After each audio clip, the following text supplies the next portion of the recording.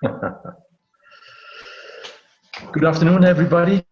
This is Guy Tilkin. I'm from Aldenbiesen in Belgium, and I'm a partner in the StoryRegions project.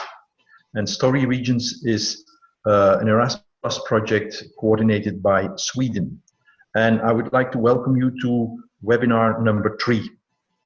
And StoryRegions as a project, as you can see in the title, is about storytelling for community building and inclusion. And in that project, we want to explore the power and the possibilities of storytelling in inclusion and in community work and in learning. That's the aim of the project. And now in webinar number 3, we will talk about the conference we organized. We will talk about examples of good practice, about pilot projects that we organized, about the workshops during the conference, and then at the end we will have a summing up and an outlook for the future. So I would like to tell you a bit more about the conference. We had an international conference here in Aldenbiesen in Belgium on the 18th of November. And of course this was to show the results and the outcomes of the project, but it was also a learning event. And as you can see here, who was the target group? Well, the StoryRegions project targets community workers, people working in integration departments, people working for inclusion, adult educators, adult trainers, people working in the social sector, but also in the cultural and the heritage sector. Think of librarians, etc. But also we target storytellers. Yes, that's the target group of the conference, and the conference was an introduction to the use of storytelling, of what we call the use of applied storytelling in the sectors.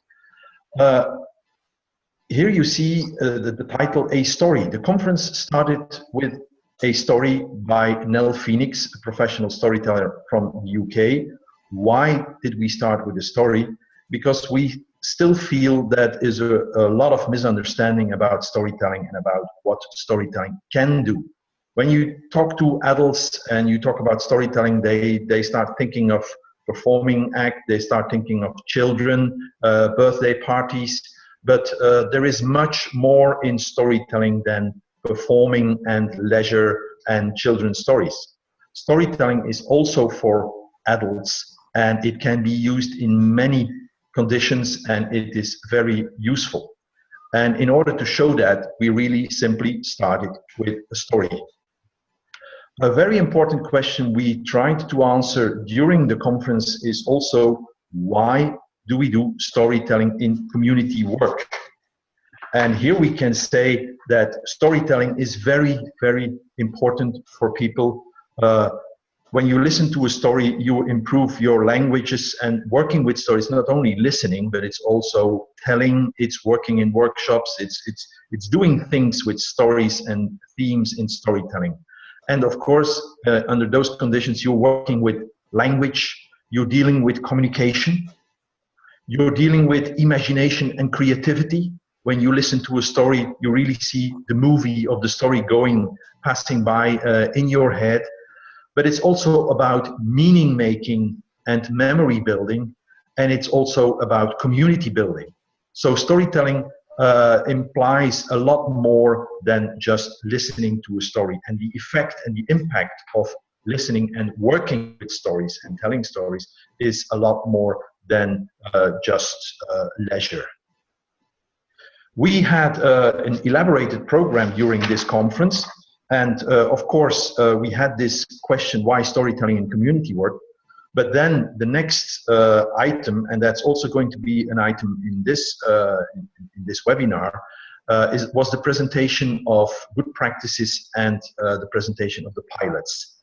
And in the afternoon, we really did hands-on sessions, workshops about how to use storytelling in community work, in adult learning, and in other conditions. That was the program, and in the end at the end of the conference, we presented the manual, because that's the main part, the main outcome of this this project, which is a very nice manual that you can find on the project website and can read online or download in PDF. Okay, the next point is the presentation of good practice, but that's going to be done by my colleague Julia. Julia, the floor is yours. Thank you very much, Guy. Hello, and also welcome from my side. I'm Julia, and I'm a German Story Regions partner here in Göttingen, in the middle of Germany. And as well as now, also during the conference, I presented some good practice examples that were collected within our project. We wanted to, this was an initial inspiration for us before we started the piloting, to look what is already going on, how can storytelling be applied to support learning and inclusion. And we started out with defining some criteria, what would be good practice in our context. And so this were mainly these points that you see in front of you, that we wanted to find projects where actors from multiple organizations are involved, where storytelling is really visible, but also where there's an explicit focus on community building and inclusion, and on learning as well. And of course, good practice implies this already. The transferability and the sustainability of the approaches were also relevant for us when selecting the examples, and these are also published in the manual that Guy was just mentioning. So overall, we collected 15 examples from all across Europe that show how storytelling can be applied to support community building, learning, and inclusion. The projects that we collected and that you can find in our manual, they represent a large range of possible approaches, of different methodologies, also of stories that are used to work with, but also in regard to stakeholders that participated, and in regard to the goals and objectives that the projects wanted to achieve. Today we have selected one from Slovenia that impressed us very much. It is a project that took place in a boarding school for young people, for young students who have handicaps, as well physically as also some kinds of learning disabilities. So this is a boarding school for these kids with special needs, and you can imagine already this kind of contributes to a certain kind of isolation of these. And there was this boarding school called Sirius initiated a one-year storytelling project that very well meets all the criteria that I've told you about before. Because that was a connection of theoretical basics of storytelling. So what kind of stories are there, how to present stories, how to perform stories, with which formats can stories be presented. So these kids had workshops over 1 year. They would meet every week with different professional storytellers, but also teachers, to get familiar with those groundworks of storytelling, so to say. But on the side, they also learned about the theory of stories and selected their own stories that they decided to present at this final stage event that you see on those pictures here now. And so, as I said, they were empowered with a lot of methodology, competences, but also really delve with their story and connected to it in order to bring it to stage. In parallel, and there were teacher trainings for the teachers of the Sirius school, but also seminars at the University of Zagreb for students of education. So the project really had a large outreach. There was even experts from abroad participate in giving workshops, not only to the students, but also to the teachers and the university students. And in the end, yeah, the impact was very, very positive. These kids had a completely different standing than before. Yeah, through this experience of learning to tell stories over such a long time. Okay. And the next point that we're going to, as I said before, you can read those examples up, and we have many more also on our website and a long list of links where you can find further resources and good practice examples. Now, next we want to focus on giving an example of a pilot project that was carried out within our project. And this is, again, I give the floor back to Guy now. Okay, so one of the pilots we did, so each partner in this project tried an approach of storytelling in a certain context, and it had the same criteria as the good practices, meaning that in a pilot we would involve several organizations from different sectors, and we would apply storytelling to reach a certain goal. In this case, Aldenbiesen here, we approached a social welfare or a social security organization in the city of Tongeren, which is 10 kilometers from Aldenbiesen here. And we worked with a non-formal adult education organization and with several secondary schools, because the secondary schools in that city, because the target group of our pilot project was what we call deprived parents, parents financial problems. So we were dealing with groups with poverty, but not only financial poverty, but also poverty in opportunities. And so with that social welfare organization, we approached a number of parents of which they knew that they were in trouble and in need. And the idea was that we would bring, and that's also what we did, we brought together a number of parents and they talked about the school. And we also engaged a storyteller, and through storytellers with these parents, the stories helped them to bring up their ideas about their ideal school, the school of the time that they were children, the problems they have, the problems they face now in school, and the problems their children face in school, being a child with less opportunities.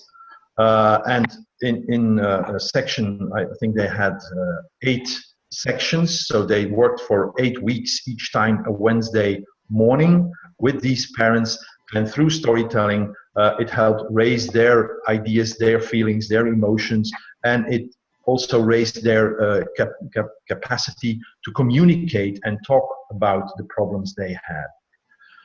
And the result was very nice, and also and that's a second outcome of this pilot project.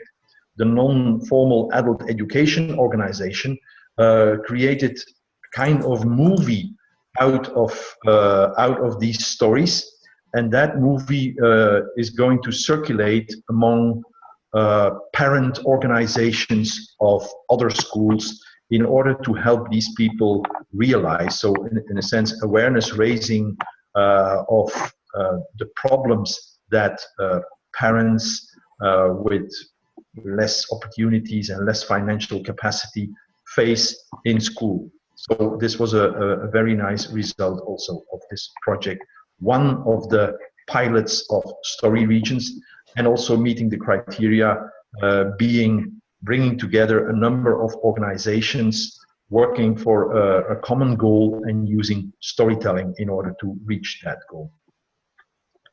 And I think the next example is for Rosemary. Yes, and I'm Rosemary, and I'm from the region of Västerbotten in Sweden. And I'm going to tell about our pilot project, which was for adult learning, and we met migrants, and we also met teachers. So the migrants, they were learning language, but they were also learning about Swedish society. And the teachers, they got new tools to use storytelling in their everyday school. Well, I think I'm okay with that. You can read about it in the book. And the workshop that I had in Aldenbiesen, it was about how I use storytelling in these pilots. And the people that were participating, they were able to try out this model. And I often use pictures, black and white pictures, because they're kind of telling their own stories, and they're very good for imagination and for bringing out new stories. And my model that I used in the pilots, I had kind of five ingredients, and it was about first telling from what you know, from what you already know, then connecting body and your senses, then putting in the imagination, and always use a story from your own country, or a story that you already know, and at last to tell to others, learning how to tell to others. So that was my workshop, and there were lots of laughters and yeah. Thank you. Okay, thank you very much, Rosemary. Hello, my name is Anders Karlsson, and I'm also from the region of Västerbotten in the northern part of Sweden. And I am the coordinator of the project Story Regions.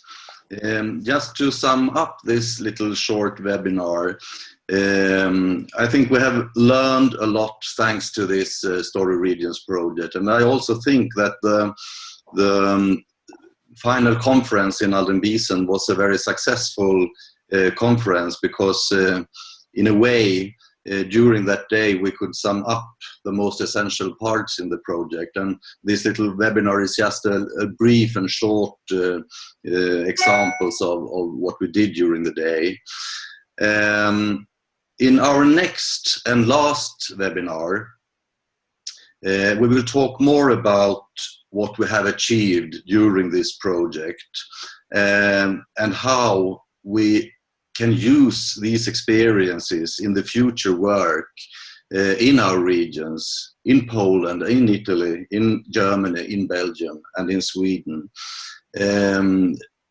You see the website address here, and you can go in and look much more into what we have done during this project, especially as Guy said in the beginning, the manual.